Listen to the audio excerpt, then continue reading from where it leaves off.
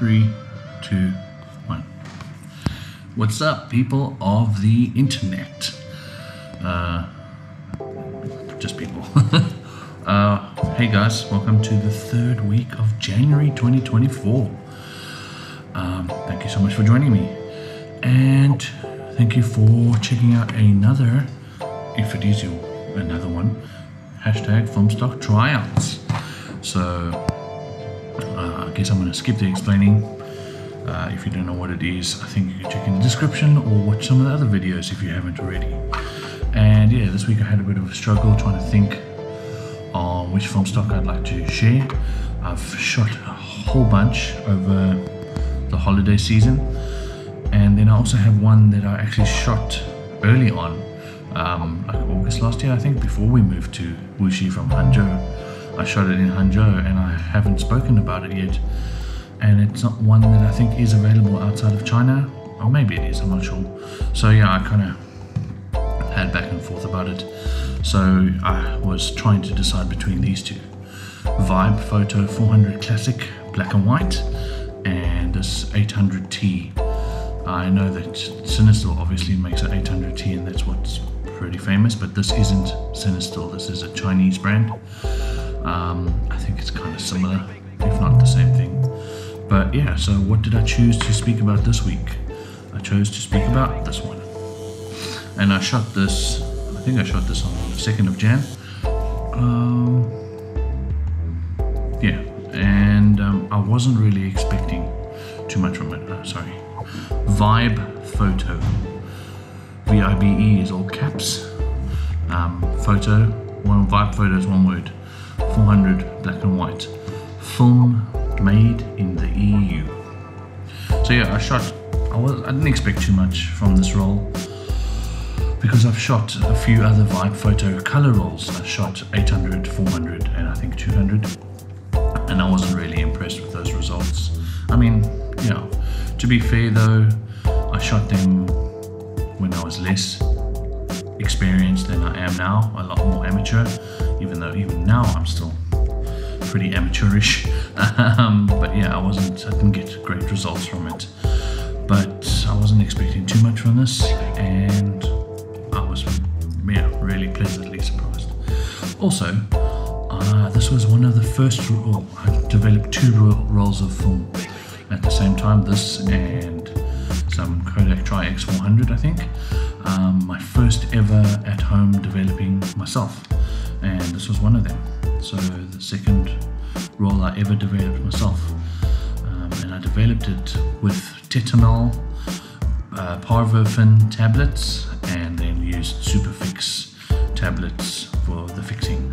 And it's actually quite cool though, those tabs, they last long, and yeah, I don't think they're much cheaper, it just, in longevity they're quite handy. So yeah, and then I scanned the results in with my Sony a6500 and a Laowa 60mm f2.8 macro lens.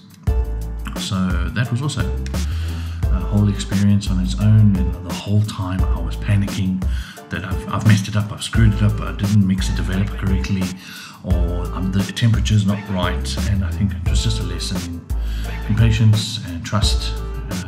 Have some self-confidence and trust in what you're doing. So yeah, the film is rather sharp with a very fine grain. It seems to have a decent exposure latitude, but does seem to look better when slightly underexposed, at least for my eye and liking. I like rich blacks.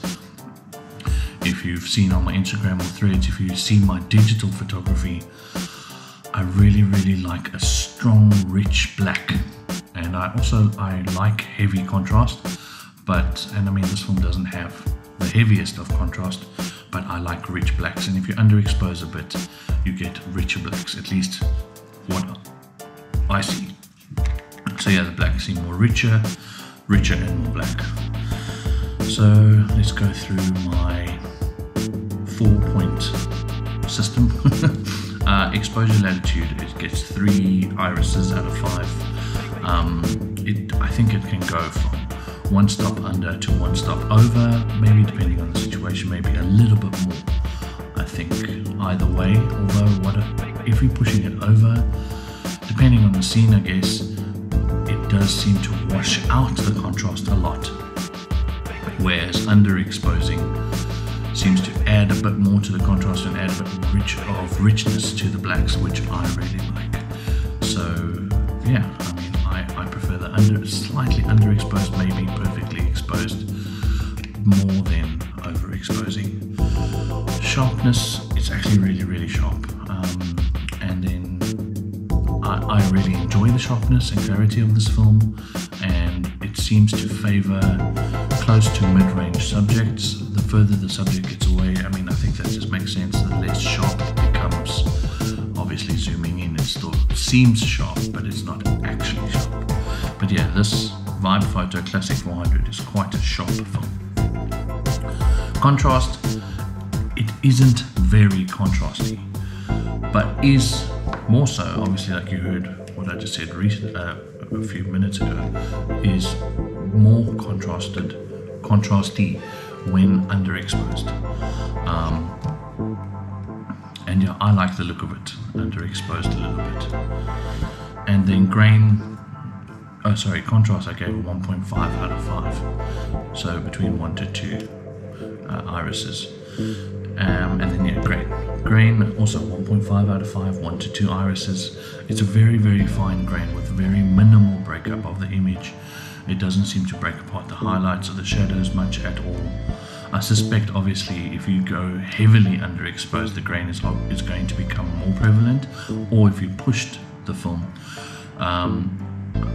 From how it looks and the results, I actually think that pushing it could look really good. Maybe pushing it to 800 or even maybe 1600. So pushing it 1 to 2 stops, and then maybe underdeveloping it just a touch. Although, what am I talking about? I don't know much about developing, and yeah, I'm saying things like that. But yeah, I mean, from what I've seen of other people, they do that to get a little bit more contrast. Although, actually, when developing, you want to agitate it more to get more contrast. So maybe I'll do that. Maybe I'll take a roll, get another roll of this, and then I'll do 2 rolls and do 1 roll where I shoot it at box speed and then just agitate it a whole bunch more, and then another roll where I push it and then underdevelop it and see what the results are. It is actually a reasonably priced film, or at least for me here in China. I think it was about 28 RMB for the roll, which is about 28 divided by 6, like $7, I think. Or is my math just horribly bad?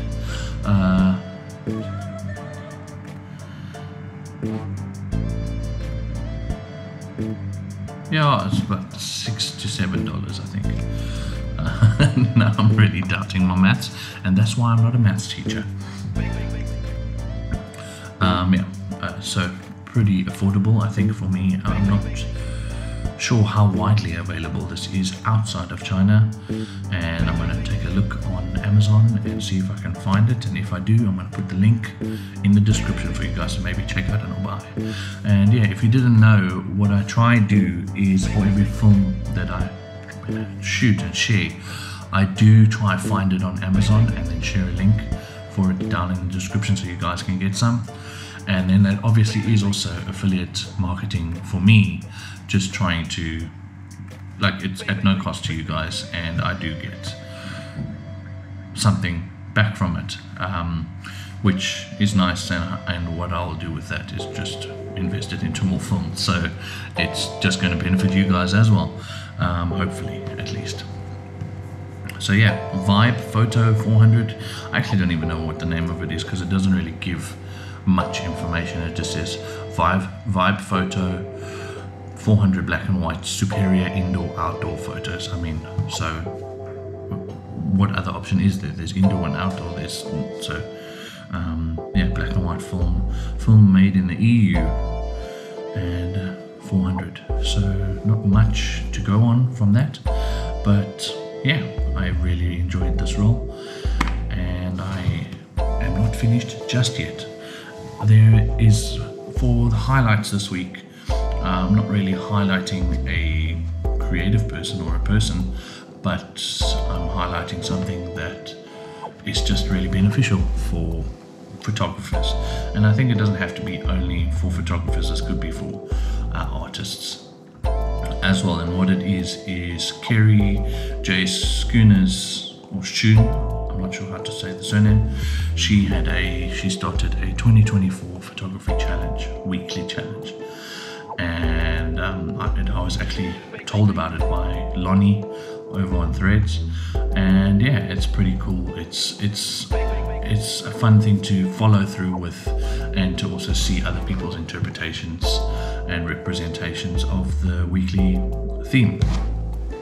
So it's a 52-week or weekly challenge for this year of 2024, and there's a hashtag for it, which is hashtag WPC24, and I think that's on Instagram and Threads as well.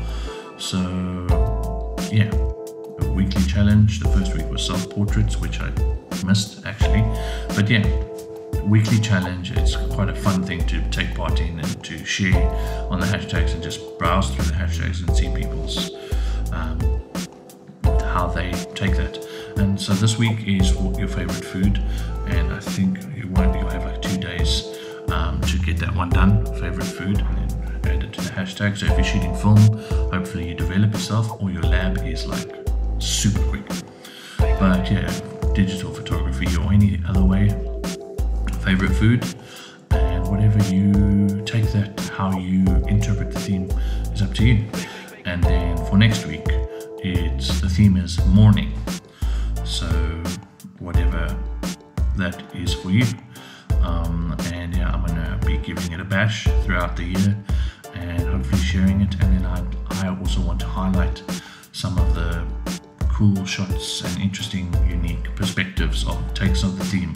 I'll put some up on the videos, and yeah, that's it for this week's video. It's a little bit messy, I guess, because I'm seriously disorganized.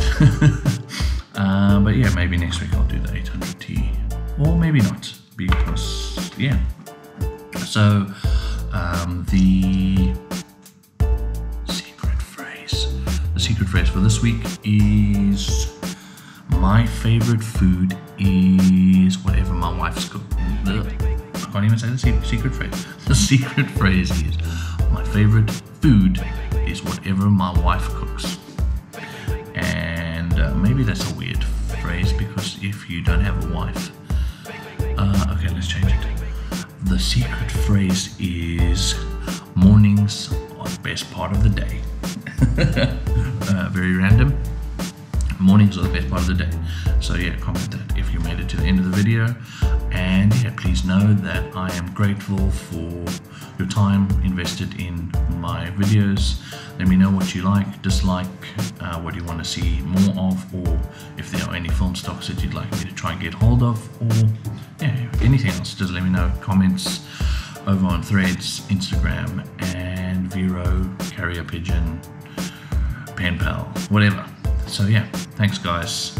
Have an amazing weekend and 4th week of 2024. Be blessed. Stay warm or cool, whichever part of the world you're in.